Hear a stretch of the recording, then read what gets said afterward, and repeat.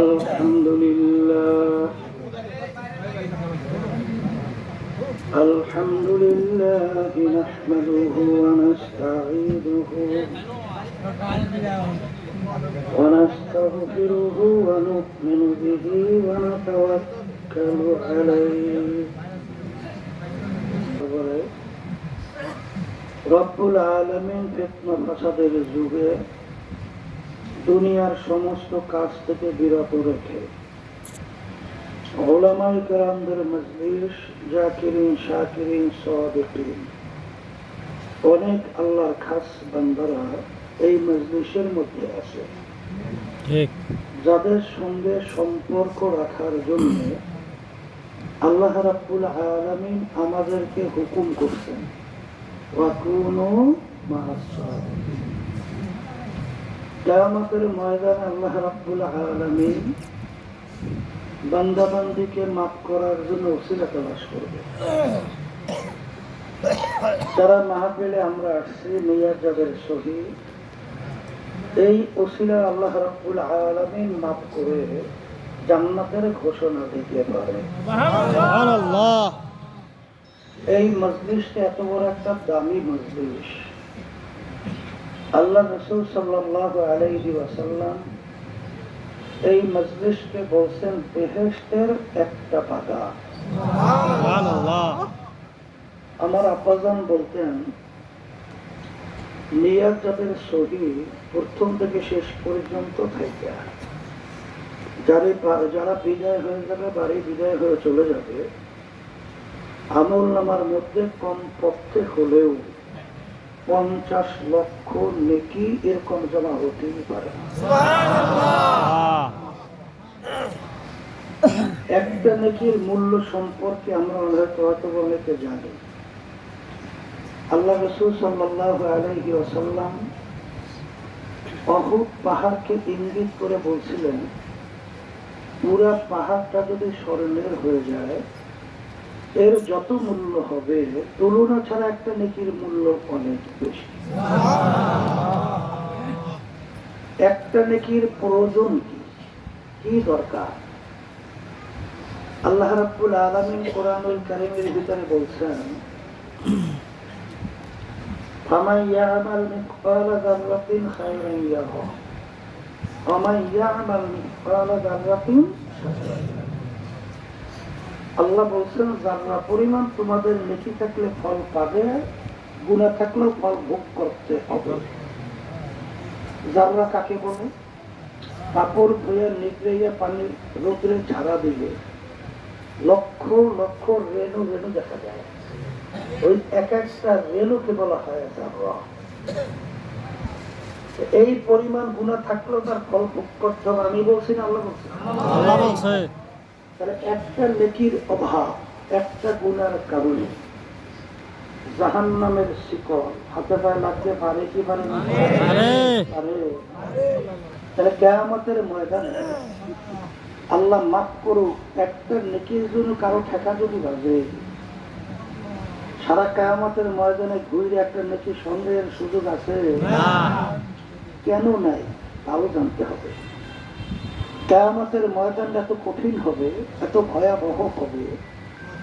আল্লাহ রাব্বুল আলামিন কিয়ামতের ময়দানের অবস্থা বুঝাতে যাই বলছেন, ইয়াউমা ইয়াফিরুল মারউ মিন আখিহি ওয়া উম্মিহি ওয়া আবিহি ওয়া সাহিবাতিহি ওয়া বানিহি লিকুল্লি ইমরিইন মিনহুম ইয়াউমা ইযিন শা'নুন ইউগনিহি।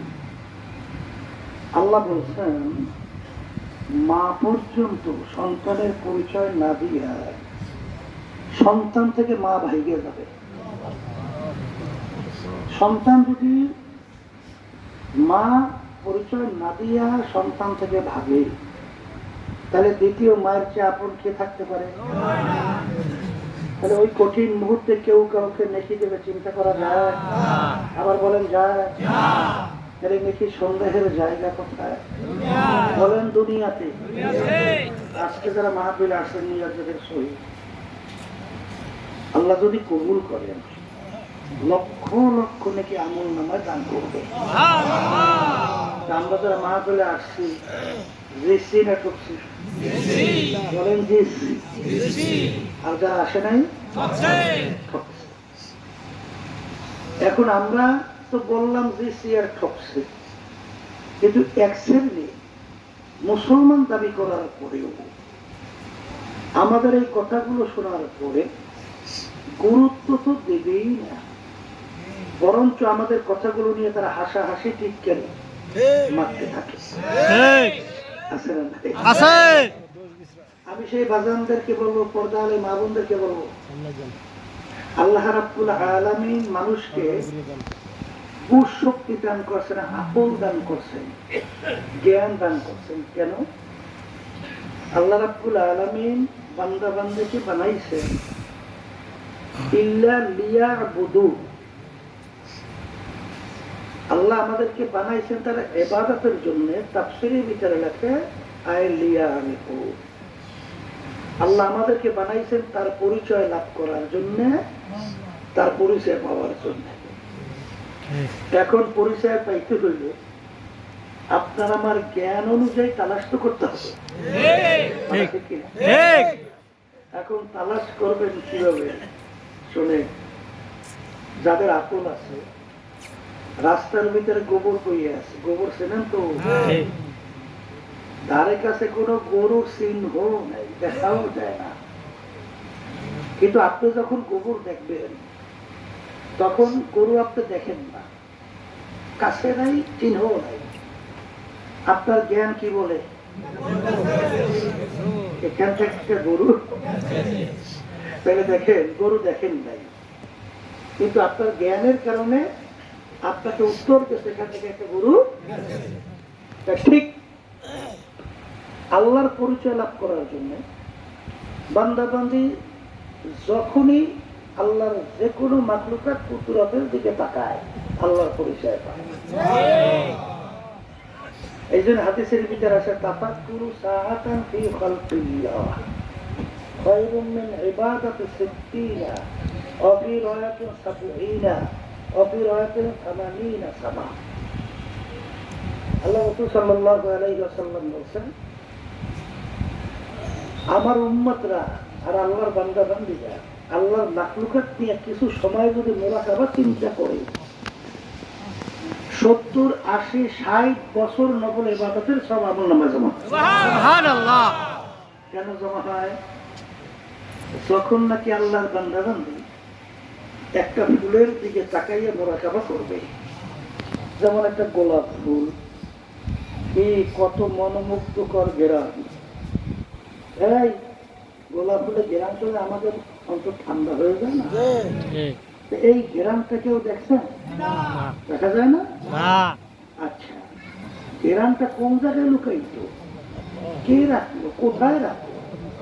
আল্লাহ। তারা হাজার রকমের ফুলের মধ্যে হাজার রকমের ঘেরান। যখন নাকি আল্লাহর বান্দা বান্দি এই গোলাপ ফুলের ঘেরান এবং ফুল নিয়ে যখন মুরাকাবা করবে, তখন তাদের কাছে উত্তর আসবে, এই ঘেরান লুকাইয়া রাখা, এই ঘেরান বানানো, এই ফুল তৈরি করা একজন কারিগর আছে। কথা বলে না? তখনই সে বলতে থাকে, হারাম নে তু হ্যায়, গো মে তু হ্যায়, গরু মে তু, হর যা তু, जिधर देखता हो मैं तू ही तू है, तू ही तू है, तू ही तू।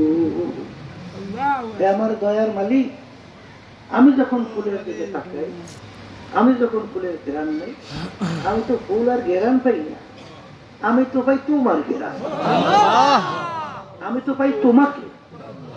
কথা বলে না? যখনই আল্লাহর বান্দা বান্দি একটা গাছের পাতার দিকে তাকায়, তাকাই যখন মুরাকাবা করবে, তখনই কি বলে, বর্গেদার রাখতা সবজে তোর নজরে হুশিয়ার, হারওয়ারাতে দপ্তরি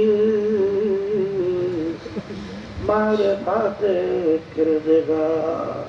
আল্লাহ, হে আমার দয়ার মালিক, আমি যখন গাছের পাতার দিকে তাকাই, আমি তো গাছের পাতা দেখি না, আমি দেখি তো তোমার।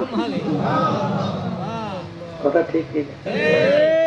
যখন এই বান্দাবান্দি সূর্যের দিকে তাকায় তখন সে চিন্তা করে, আল্লাহ, এই সূর্য দুনিয়া থেকে 9,30,00,000 মাইল দূরে।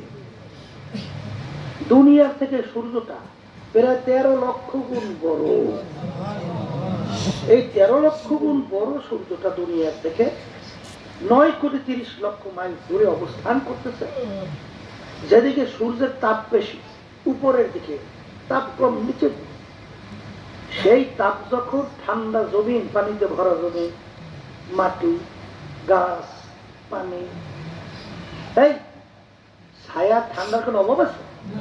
কিন্তু এই ঠান্ডা জমিনে যখন এত দূর থেকে এই জমিনে তাপ দেয়, তখন চৌত্রি মাস, গরমের সিজন, এই দুপুরের সময় প্রচন্ড তাপে আমরা পাগল হইয়া, তখন কেউ দৌড়ে গাছের নিচে ছায়া, কেউ দৌড়ে ঘরের নিচে।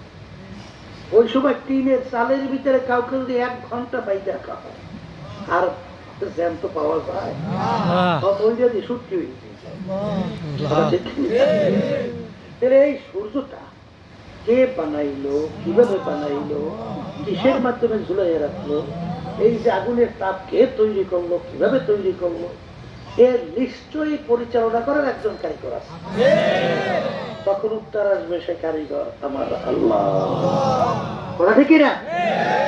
যখন বন্দাবান্দি মানুষের চেহারার দিকে তাকায়, তাকায় যখন মোরাকাবা করে, তখন চিন্তা করে যে আমরা শ্বাস পিঠে বানায়, শ্বাস না কি বলে সেনসেন তো, শ্বাস শ্বাস ওই যে পিঠে বানায়, শ্বাসের ভিতরে বিভিন্ন ডিজাইন আছে না?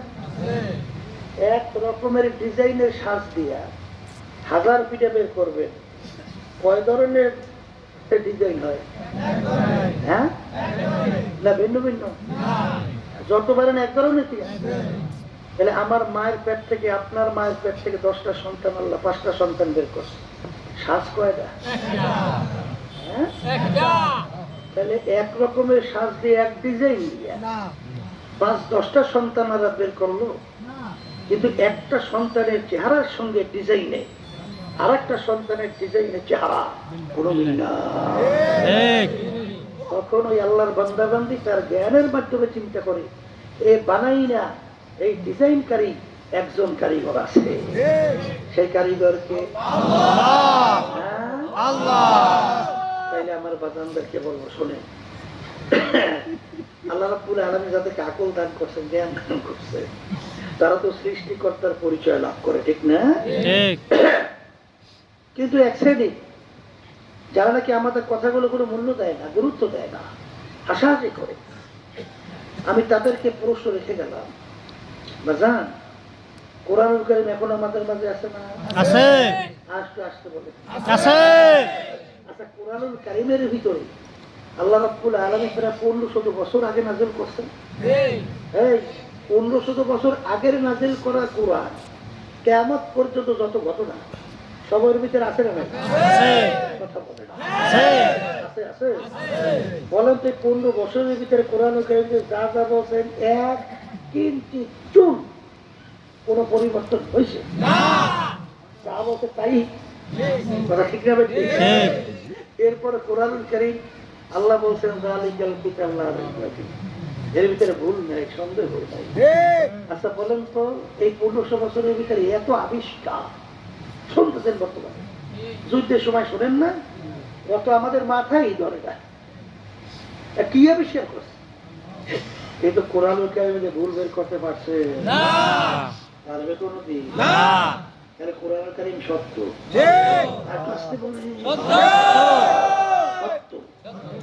সত্য যদি হয়, তাহলে ওই কোরআনুল কারীমের ভিতর থেকে আমি আয়াত শরীফ প্রথম তেলাওয়াত করছি।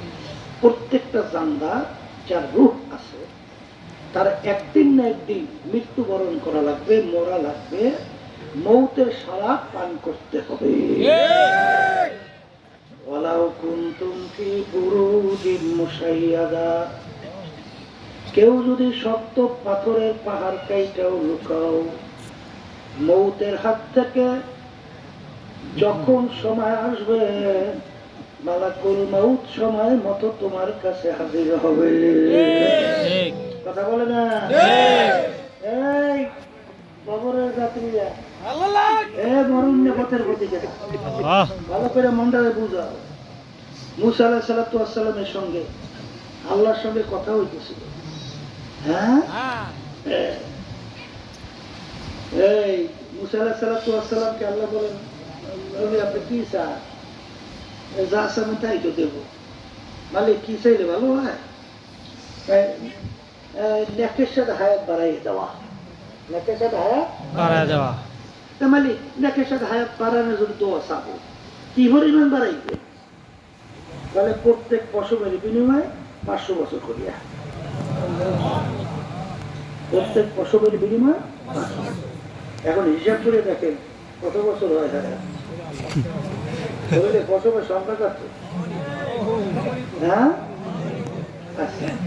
এখন নবী মুসা আলাইহিস সালাতু ওয়াস সালাম বলে, মালিক পাইলাম 500 বছর করিয়া, প্রত্যেক পশমের বিনিময় কি হায়াত। এরপরে কি হবে মালিক? এরপরে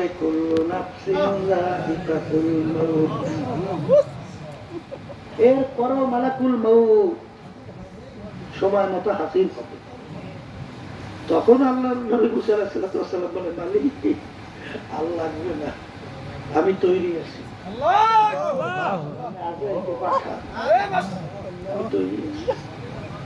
কি বুঝলে? মরণ লাগবে, আসতে বইলে বলতে তো ভালো লাগে না, মরবে এটা শুনতে ভালো লাগে, কিন্তু মরণ তো লাগবে। মরণ যেহেতু লাগবে, এখন মরার পরে কি হবে? ওই সত্য কোরআনুল কারীমের ভিতরে আল্লাহ বলতেছেন, ফারিকুন ফিল জান্নাতি ওয়া ফারিকুন ফিস সাঈর। আল্লাহ, আমি মরার পরে মানুষগুলোকে 2টা ভাগে ভাগ করব। বলেন কয় ভাগ? মুখস্থ করেন, বলেন কয় ভাগ? তৃতীয় কোনো ভাগটা নাই। ঠিক আছে? আমার মালিক বলতেছেন, এক শ্রেণীর মানুষকে আমি সাজাইয়া পড়াইয়া আমার মেহমান খানা, স্থায়ী শান্তির জায়গা, বেহেশতের ভিতরে জায়গা দেব। আল্লাহ আপনি আমার জন্য, আমাদের সবার জন্য কবুল করে নেন। আর এক শ্রেণীর মানুষকে আমি ফেরেশতাদেরকে হুকুম করব, ফাকুল্লুহু, ওদেরকে বাঁধো, মিন ওয়ারাইহিম জাহান্নাম, ওদেরকে ফিকা ফিকা আমার শাস্তির জায়গা জাহান্নামের ভিতরে ফেলায় দাও। আমি বলছি না আল্লাহ বলছেন? এই আমি বলছি না আল্লাহ বলছেন? এখন দল কয়টা? এক দল বলেন জান্নাতি, আর এক দল জাহান্নামী। এখন কথা হলো, জান্নাতি মানে বেহেশতে কারা যাবে? আল্লাহ রাব্বুল আলামিন ওই সত্য কোরআনুল কারীমের ভিতরে বলতেছেন, ইন্নাল্লাযীনা আমানু ওয়া আমিলুস সলিহাত কানাত লাহুম জান্নাতুল ফিরদাউসি নুজুলা। এই বেহেশতে কারা যাইবে? আল্লাহ বলতেছেন, 2টা কাজ যারা করবে তাদের জন্য আমি ফেরদাউস বেহেশত রাখছি। আল্লাহুম্মা আমিন। আমাদের জন্য কবুল করে না, আমিন। কয়টা কাজ? 2টা কাজ। বলেন মুখ খুইলা। 2টা কাজ। বলেন 1 নম্বর ঈমান, 2 নম্বর বলেন নেকামল, 2 নম্বর নেকামল। এখন প্রথম নম্বর হলো ঈমান, দ্বিতীয় হইল নেকামল। এখন কথা হলো, ঈমানটা হইতে হইবে কেমন?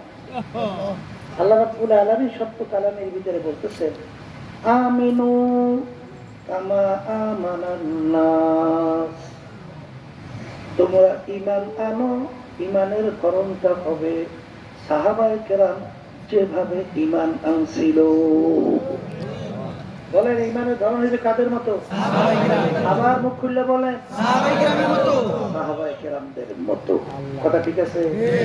এখন কথা হলো বাজার, সাহাবায়ে কেরামদের ঈমানটা ছিল কেমন? ছিল, এগুলো আমাদের জানতে হবে। তবে আমি 2-1টা উদাহরণ দিয়ে বলি, তাইলে কিছুটা বুঝে আসবে, ঠিক না? আচ্ছা শোনেন, ওমর ফারুক রাদিয়াল্লাহু তাআলার নাম শুনছেন? শুনছেন। ইমানের অবস্থানটা বুঝায়। তার পরিচালনার ভিতরে নীল নদী এসে গেছে, মানে তার এত বিস্তৃতি পরিচালনার ক্ষেত্র, নীল নদীও। তাই নীল নদীর একটা নিয়ম ছিল, প্রতি বছর শুকিয়ে যেত। কি হইতো?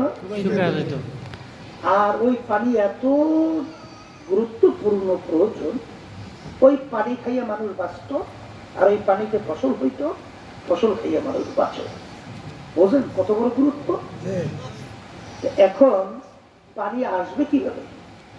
বলে একটা যুবতী সুন্দরী মেয়েকে যখন ওই নীল নদের ভিতরে জবাই করত, বলি বলি বলি, হিন্দুরা বলি বলে না, এই বলি দিলে পানি আসতো, নালে আসতো। এখন ওমর ফারুক রাদিয়াল্লাহু তাআলা যখন নাকি আমির, আর ওখানে যে এলাকার গভর্নর, আর নিয়ম অনুযায়ী তো নীল নদীর পানি শুকাইছে। এখন নীল নদীর পানি শুকাবার পরে নিয়ম কি? সুন্দরী একটা যুবতী মেয়েকে জবাই করতে হবে, তাহলে পানি নালে। তাহলে ইসলামে এটা জায়েজ আছে না? ইসলামে জায়েজ নাই। তাহলে ইসলামে যদি জায়েজ না থাকে, এখন এই লক্ষ লক্ষ মানুষ যে পানি না খাইয়া মরে, বালা কি? এখন যদি আমাদের যুগ হইত, তখন আল্লাহ মাফ করুক, কত ধরনের ফতুয়া বের হইত না? এই আগে লক্ষ লক্ষ মানুষের জীবনটা আগে বাঁচতে হবে, আর এই একটা জান যায় যা দে জবাই করিয়া আসতে বলে, ঠিক না? ঠিক। এই এখন ইমানের পর্যায়ে আসছে, ইমানের ধরনটা না। এখন নীল দরিয়া পানি গভর্নরের কাছে যাই বলতেছে, গভর্নর পানি শুকাইছে, সুন্দরী মেয়ে জবাই না করার কোনো পানি আসবে না। এখন মানুষ তোমার না খাইও মরবো, করা কি? এখন গভর্নর বলতেছে ইন্না লিল্লাহ, বলো কি? তাহলে এটা তো আমি আমিরের থেকে না যাই না কিছু হুকুম দিতে পারবো না। আমির এটাতে সংবাদ পৌঁছে, আমির বলতেছে ইন্না লিল্লাহ, বলো কি? তাহলে একটা সুন্দর যুবতী মেয়ে জবাই করার মধ্যে পানি আসা না আসার ক্ষমতা, পানি আসা না আসার ক্ষমতা, তাহলে আমার আল্লাহর ক্ষমতা কোথায়? কথা ভালো করে বুঝছে। তখন আমির নীল নদীর কাছে চিঠি লেখে। কার কাছে চিঠি? আমাদের যুগে যুগে এই কাণ্ড ঘটত, তাহলে কি বলতো? এটি সব পাগলের দল। নদীর কাছে চিঠি লেখে এখনো সুস্থ মানুষ। এই গাছের কাছে যদি কেউ চিঠি লেখে, সুস্থ না অসুস্থ বলবো? কিন্তু তিনি তো চিঠি লেখতে আসেন নীল নদীর কাছে। হ্যাঁ নীল নদী, তুমি যদি আল্লাহর হুকুমে জারি হও, তাহলে জারি হইয়া যাও, আর যদি আল্লাহর হুকুমে জারি না হও, তোমাদের পানি আমাদের লাগবে না, তোমার পানি আমাদের লাগবে না। Direct action. চলো এই পানি নিয়ে নীল নদীর ভিতরে ভালো। এই চিঠি যখন এই চিঠি নিয়ে নীল নদীতে ফালাইল, সুমসুম করে আইসা নীল নদী পানিতে পরিপূর্ণ। ওই যে নীল নদী ভরছে, আজ পর্যন্ত আর শুকায় না। এর নাম হলো ঈমান। আর বর্তমানে কি বোঝে? আল্লাহ আল্লাহ। আমরা যখন ঈমান নিছিলাম, কি পড়ছিলাম? খায়রিহি ওয়া শাররিহি মিনাল্লাহি তাআলা ওয়াল বা'সি বা'দাল মাউত। কুল ইন্না সালাতি ওয়া নুসুকি ওয়া মাহইয়ায়া ওয়া মামাতি লিল্লাহি রাব্বিল আলামিন।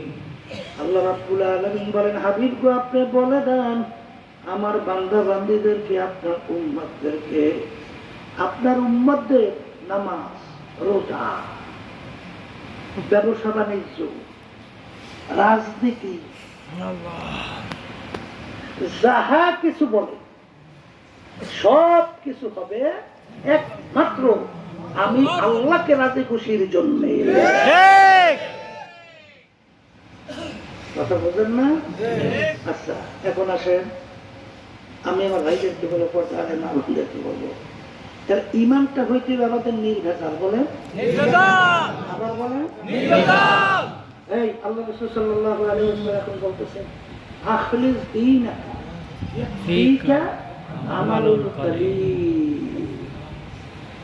তোমাদের ইমানটা যদি নির্ভেজাল স্বচ্ছ মজবুত হয়, এখন বলতেছে অল্প নেক আমল করবে তো সোজা সুজি বেহেশতে চলে যাবে। সুবহানাল্লাহ। ইমানটা সর্বপ্রথম কি লাগবে? নির্ভেজাল স্বচ্ছ। এরপরে অল্প নেক আমল করবে, কোথায় যাবে? আমি বলছি আল্লাহ রাসূল সাল্লাল্লাহু আলাইহি ওয়াসাল্লাম। এখন আসে দ্বিতীয় পর্যায়ে, বলছি নেক আমল না। এখন নেক আমল কোনটা, এই যে আমাদের জানতে হবে না?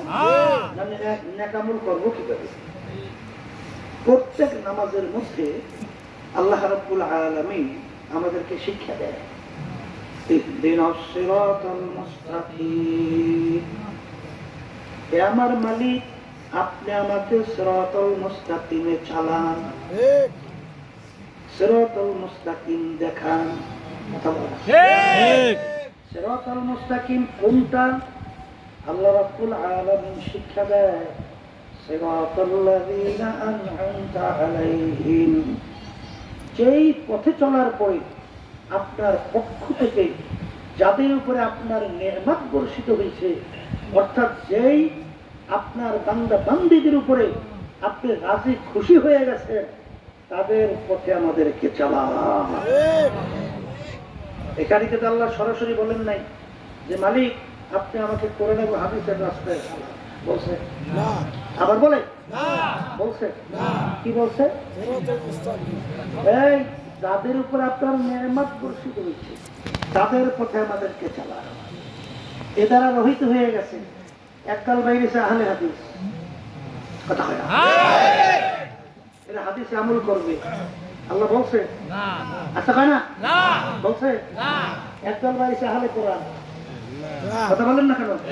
আল্লাহ বলছে, তাহলে এরা বাদ হয়ে গেছে। সিরাতাল্লাযীনা আন'আমতা আলাইহিম, যাদের উপর আপনার পক্ষ থেকে নেয়ামত বর্ষিত হয়েছে তাদের পথে আমাদেরকে চালান। কথা বলে না? এখন এরা কারা, কাদের উপর আল্লাহ নেয়ামত বর্ষিত হয়েছে জানা লাগবে না? ওই সত্য কোরআন কারীমে আল্লাহ বলতেছে, মিনান নাবিয়্যিনা ওয়াস সিদ্দীকিনা ওয়াস শুহাদাই ওয়াস সালিহিন ওয়া হাসুনা উলাইকা রাফীকা। সুবহানাল্লাহ, সুবহানাল্লাহ। এখন আল্লাহ রাব্বুল আলামিন রাজি খুশি কাদের উপরে নেয়ামত বর্ষিত কাদের উপরে? বলেন নবী রাসূলদের উপরে। মুখস্থ করেন। বলেন সিদ্দিকীনদের উপরে। বলেন শুহাদায়ে কেরামদের উপরে। বলেন তাদের কদম অনুসরণ করে যারা কিয়ামত পর্যন্ত চলবে তাদের উপরে। কথা ঠিক? এখন নবী রাসূল, এরপরে দ্বিতীয় বলছিলাম সিদ্দিকীন। এখন বাজারদারকে বলি, আচ্ছা আল্লাহ রাসূল সাল্লাল্লাহু আলাইহি ওয়াসাল্লামের উপাধি কাফেররা দিয়েছিল কি জানি? আল-আমিন। আমরা আল-আমিনের অর্থ জানি কি করি? বলেন সত্যবাদী। বলেন সত্যবাদী। আচ্ছা আল্লাহ হাবিবের উপাধি পাইছে সত্যবাদী। আচ্ছা আবু বকর রাদিয়াল্লাহু তাআলা উপাধি জানি কি বলি? সিদ্দিক। বলেন সত্যবাদী। সিদ্দিক অর্থ কি? সত্যবাদী। এরপরে আল্লাহ রাব্বুল আলামিন যাদের উপরে রাজি খুশি হয়েছে দ্বিতীয় ফরজদারি কি বলছিলাম? সিদ্দিকীন। অর্থ কি? বলেন সত্যবাদী। বলেন আবার সত্যবাদী। আচ্ছা এরপর আল্লাহ রাব্বুল আলামিন হুকুম করছেন আমাদেরকে, ওয়াকুনু মা'আস-সাদিকিন। তোমরা সত্যবাদীদের সঙ্গে স্পর্শে যাও, তাদের সঙ্গে চলো, তাদের দলভুক্ত হইয়া চলো। তাও কি বলেন? তাও সত্যবাদী। আবার বলে আল কিযবু ইউহলিক, হাদিসের মধ্যে আছে মিথ্যাবাদী ধ্বংসপ্রাপ্ত, ওদের ধ্বংস অনিবার্য। মিথ্যাবাদীরা ধ্বংসপ্রাপ্ত। বাজানদেরকে বলি, যাদের থেকে একবার মিথ্যা প্রকাশিত হয়েছে ওদের সাথে গ্রহণযোগ্য না, দুনিয়ায় না, আখিরাতে না, শরীয়তে না, ইসলামে না, কোথাও নাই। তাহলে মিথ্যাবাদের সাক্ষ্য গ্রহণযোগ্য না। আচ্ছা পাইবা। এরপরে এই যাদের থেকে একবার মিথ্যা প্রকাশিত হয়েছে ওদের থেকে হাদিস গ্রহণ করা না, রওয়ায়াত করা না, নাই।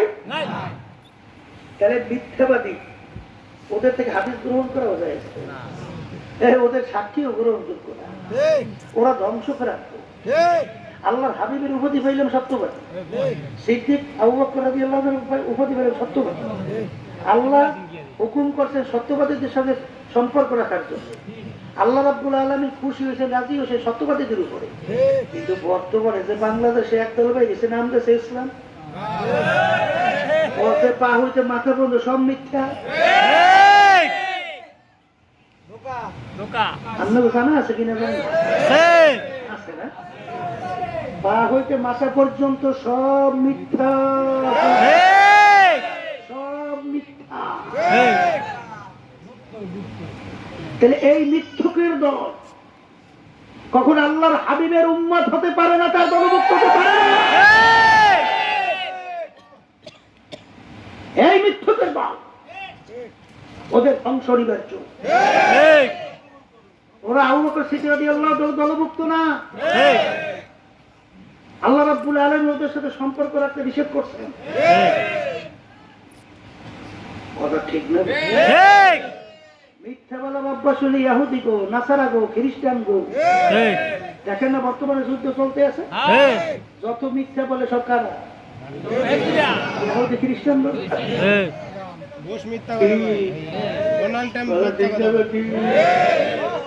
এই জন্য আমার বাজানদেরকে বলবো, পর্দালে মা বোন দাদারা শুনতেছে, ভালো করে বুঝছে কিন্তু পদাঙ্ক অনুসরণ করে চলতে হবে।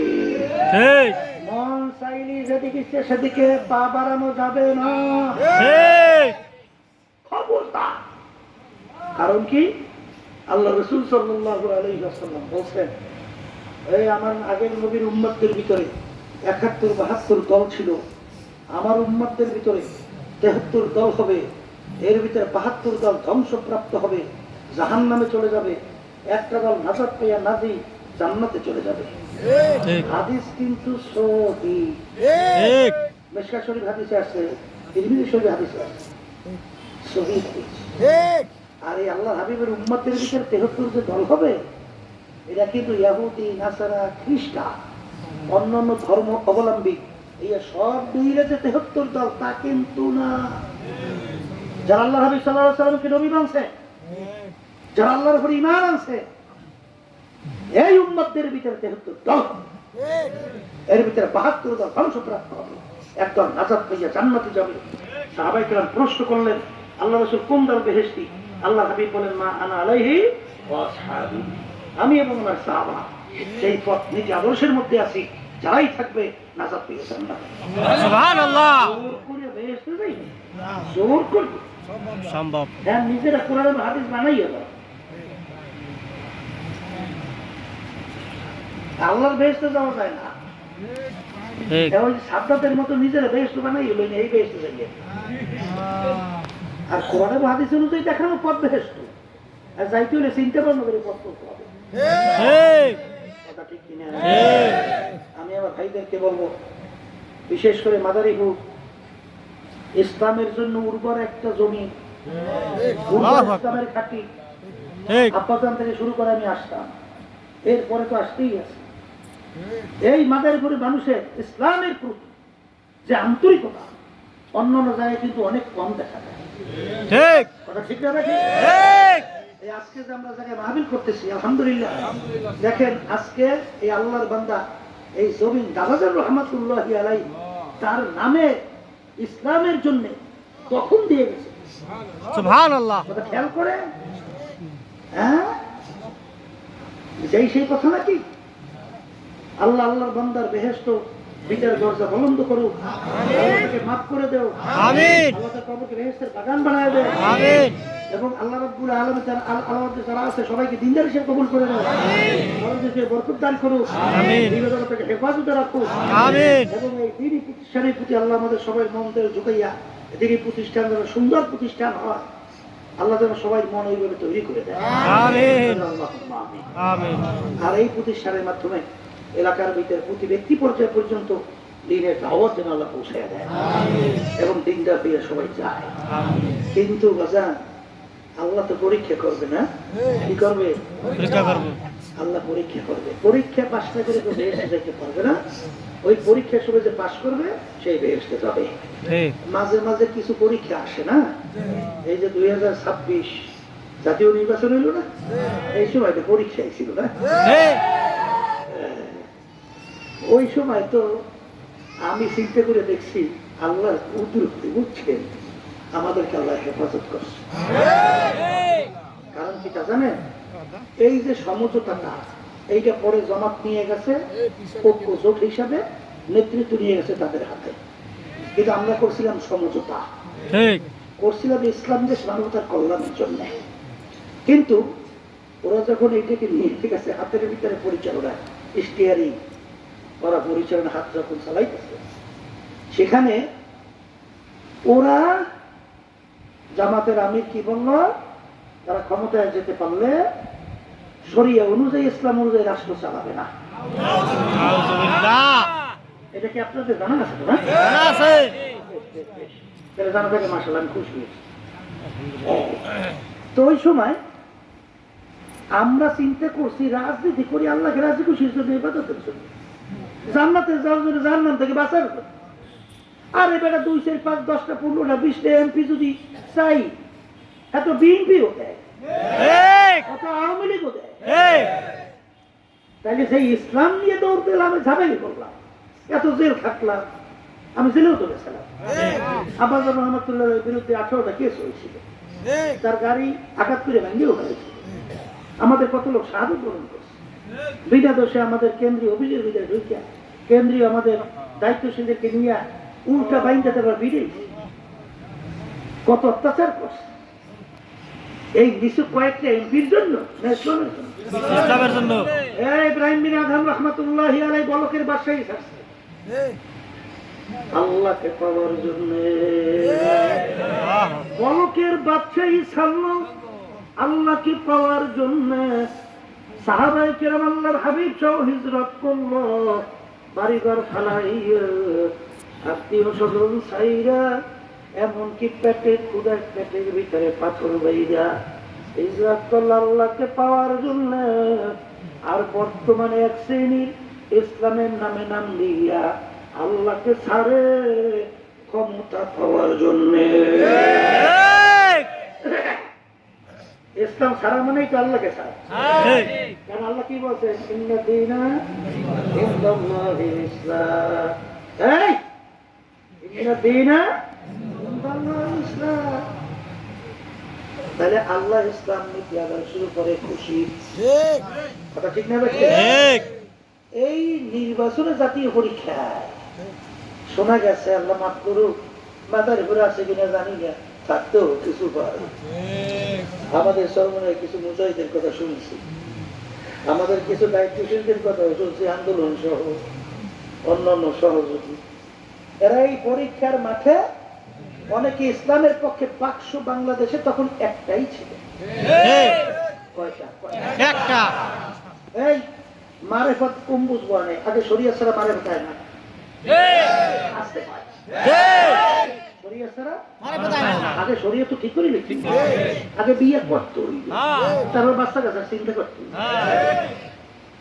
বিয়েটা করিয়া ওই একজন রেগে আছে, যাই একটা হুজুর আমার জন্য একটু দোয়া করে। কেন বাজান? হুজুর আমার জন্য একটা ছেলে সন্তান হয় বড় শখ। হুজুর দোয়াও করছে আচ্ছা মতো, মানে মন দিয়ে দোয়া করছে, আল্লাহ ওর এত আশা, তুমি একটা ছেলে সন্তান দিও। তা ঠিক আছে, যা দোয়া করছি, আল্লাহ কবুল করবে। আমি যা তো তো চল্লি গেছে, বছর গড়িয়ে যায়, ছেলে সন্তানের কোনো খবর নেই। আমার বছর পর ঘুরিয়ে কি দোয়াটা করবে? ওই আমার তো কোনো বাচ্চা কাচ্চা হয় নাই। হুজুর করে বেড়া যেখানে যায় দোয়া করছে, আল্লাহ তো কবুল করে কথা। তো ব্যাপারটা কি, বাচ্চা তো এলো না? এই বেটা তুই বিয়ে করছো, এই তুই বিবাহ করছো? হুজুর বিয়ে তো করি, জোরে আসবে না। হুজুর বিবাহ তো করি নাই। কোনো ওরে বল বেটা, আগে বিয়ে কর, এই দোয়া তাকে শরীয়ত আসবে, তারপর মারে। এই জাতীয় নির্বাচন 2026, এই জামাতের নির্বাচন ইশতেহারের ভিতরে কোন ইসলাম রাখছে? ওদের লঘু থেকে আকিমউদ্দিন উঠেছে কি উঠায় নাই? তাহলে ওদের লঘু থেকে আকিমউদ্দিন উঠেই ফেলেছে। নির্বাচনী ইশতেহারের ভিতরে কোনো ইসলাম নাই। এইবার তো পরিষ্কার বক্তব্য আছে, ক্ষমতায় যাইতে পারলে ইসলাম অনুযায়ী রাষ্ট্র চালাইবে না, শরীয়ত অনুযায়ী চালাইবে, প্রচলিত গণতন্ত্রের কুকুরি কি না? বক্তব্য নাই। এরপরেও যারা বলেন মারেফতে কৌশল করছে, ক্ষমতায় যাওয়ার জন্য এই বুদ্ধি করছে, ক্ষমতায় গেলে সব ইসলাম করিয়ে ফেলাইবে। এক ইতিহাস দুনিয়াতে আল্লাহ হাবিব সাল্লাল্লাহু আলাইহি ওয়াসাল্লাম থেকে শুরু করে এই ইতিহাস আছে? আছে। তাহলে বুঝলাম, তার মারেফত কি আছে না আছে মালিকের লাগে যাই বুঝো। আমরা শরীয়ত বুঝি, তোমরা ইসলামী দল না। কথা কয় না? ঠিক না? ঠিক কথা পরিষ্কার। ওদের সাথে যারা ছিল এর প্রতিবাদ করে নাই, ওরা ইসলামী দল না। একমাত্র ইসলামী আন্দোলন বাংলাদেশ। আমরা পরিষ্কার নির্বাচনী ইশতেহারের ভিতরে ঘোষণা করছি, আল্লাহ যদি আমাদের ক্ষমতায় নেয়, তাহলে শরীয়ত অনুযায়ী ইসলাম অনুযায়ী দেশ চালাবো।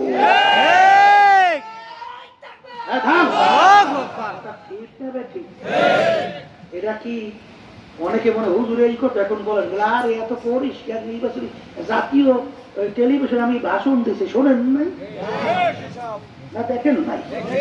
শুনছে? তাহলে এটা আবার কইতে হবে আমাকে অসুবিধা রাখি?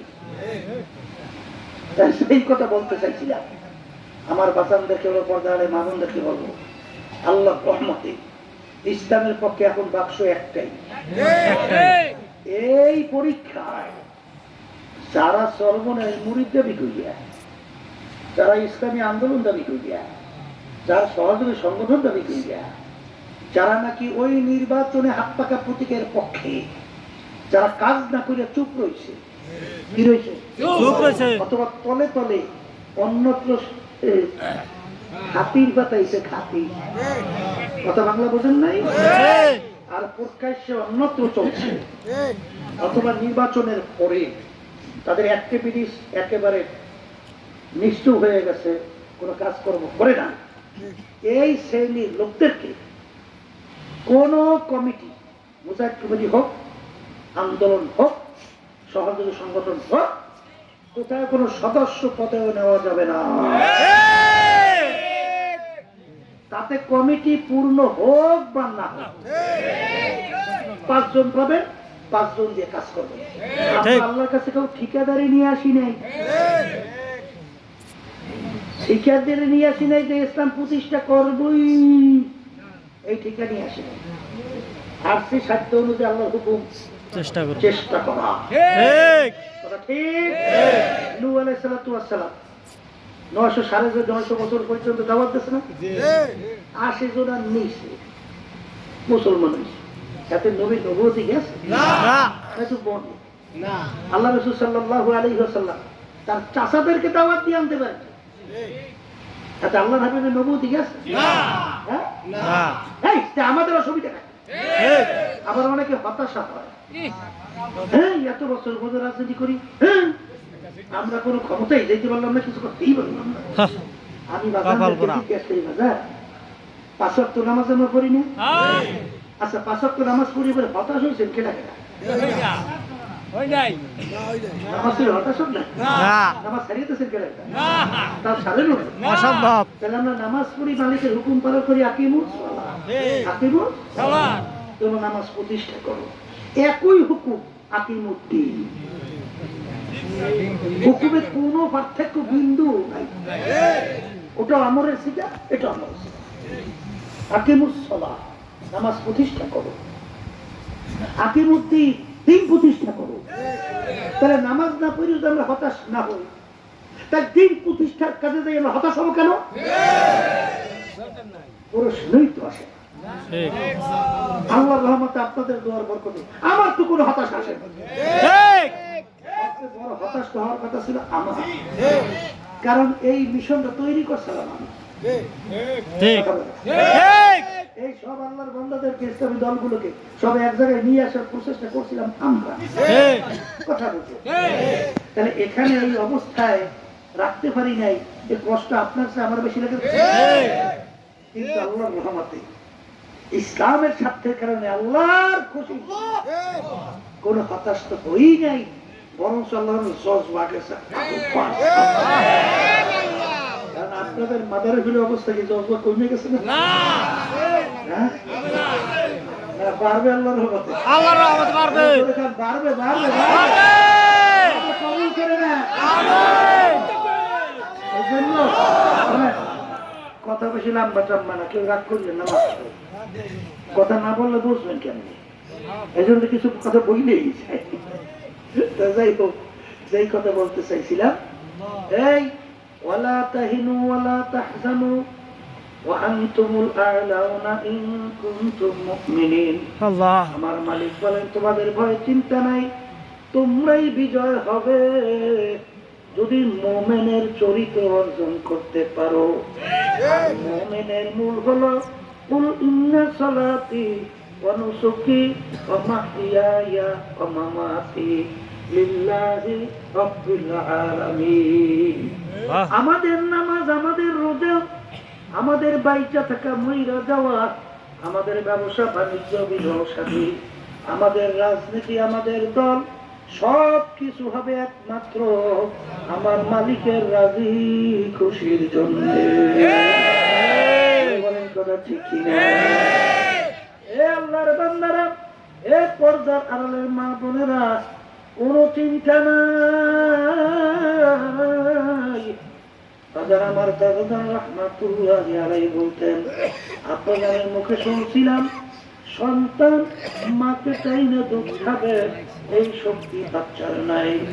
কিন্তু বাচ্চা বাকে বাস হয়ে রেখে মা বিভিন্ন কাজের ভিতরে যখন জড়ায়া যায়, বাচ্চার যখন দুধের প্রয়োজন হয়, বাচ্চা ওয়া ওয়া করে কান্না শুরু করে, বাচ্চা চিল্লায়, বাচ্চার কান্না মা সহ্য করতে পারে না, মায়ের কাছ হাতে থেকে ঠাস করিয়া পড়িয়া যায়।